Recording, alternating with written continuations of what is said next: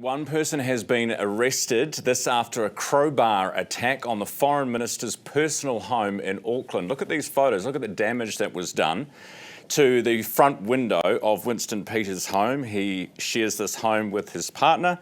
There is a dog inside who was apparently covered in glass as a result of this. Winston Peters is live this morning. Minister, good morning. Good morning. So when did you first hear about this? What went down yesterday? Well, actually, my staff heard about it because I was at a meeting, a cabinet meeting, and so I didn't hear about it before my staff, but that's not really the point. I just cannot believe that these gutless people think they can get away with that sort of behaviour. What did they actually do? Well, climbed over the balustrade and put a crowbar through the window and left a message on the door, probably a message on the door first and then crowbar through the window. Unfortunately, the poor dog that's lying on his bed just inside the window got all the glass all over him, and yeah, pretty bad really. And how shall I say it? Probably this four-flushing idiot thinks he's justified. What did the notes say? Can you tell us? Welcome to the real world. Is that what the note said? Yes. What did you take that to mean? Well, I took that to mean that these people have been provoked with their self-righteous attitude that the law doesn't matter anymore, and if they think it's right, they'll do what they feel like, no matter what. They're as bad as the most worst or the most serious common criminal. They justify their actions because their conscience is more worthy than the rest of us. They're not interested in a thing called democracy, not interested in a thing called the rule of law, just their own behaviour, having been provoked in this case by politicians. Which politicians are you talking about? Well, the kind of politician that was excusing that even yesterday, Chloe Swarbrick, and her pretended outrage about things in this country.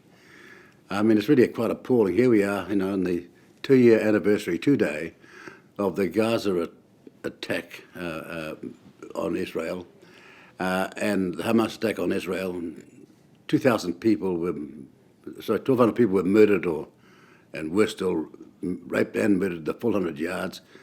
250 hostages were taken. Of that number, very few have ever got back, and now we're waiting to see whether any of them are still alive. And they're carrying on about this as being something that is excusable and acceptable in the world. Minister, we've got... The tragedy about that... We've got... The tragedy about that is... Sorry, continue. The whole Arabic world is lining up to try and help a solution, and they're not even in touch with these people. Minister, we've got Chloe Swarbrick standing by. We're going to ask her some questions about this right after we speak with you.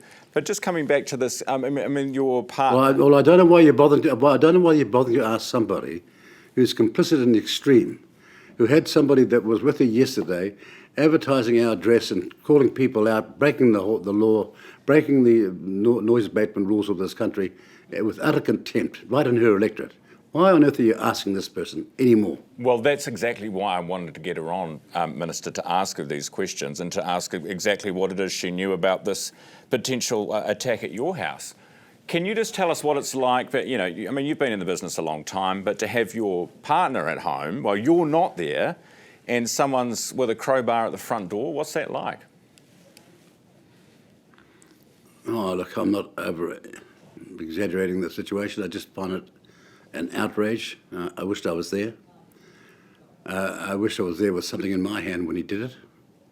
But, that's the way it is. That's the kind of cowardly behaviour these people celebrate and will come on your show in a few minutes' time and start defending as though it's in any way acceptable behaviour in this country.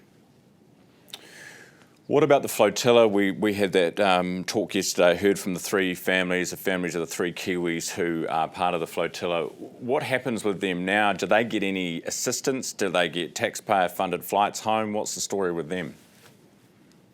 Well, the reality is we've gone to enormous trouble in Foreign Affairs even though we told them not to go, and not for the first time, but told them not to go, and they had no hope of actually being successful in their so-called mission. And even when the Italian government offered them a chance to get the aid that they had on the boats to the destiny of Gaza, they didn't go along with that because it would ruin their PR exercise. They're going to be on a bus tomorrow to Jordan. That's it. All 3.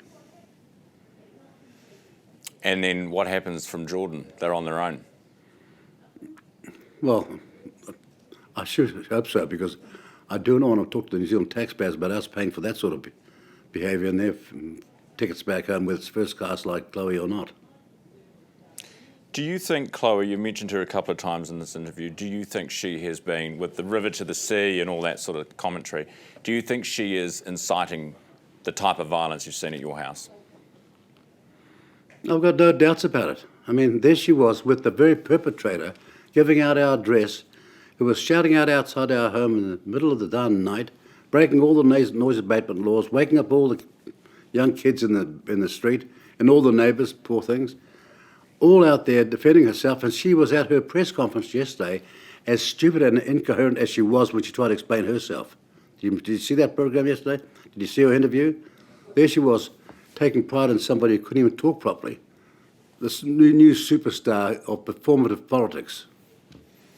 Minister, do you have any update? I mean, obviously we've been watching the Trump peace plan and the talks that have been going on there. We've heard murmurings from Hamas on what they might do in response. Do you have any update on where we're at with that situation? Fingers crossed it comes to a resolution. Look, here's the point. You've got Saudi Arabia, Jordan, United Arab Emirates, Indonesia, Pakistan, Turkey, Qatar, Egypt. These are all countries where Islam prevails, all welcome the President's, quotes, sincere efforts to try and fix this problem up. And what he got back home in New Zealand? People who want the problem to go on so they can make it a political issue. This is the tragedy and the hypocrisy of what we're talking about here right now. Appreciate your time, Minister. Thanks very much for being with me. Winston Peters.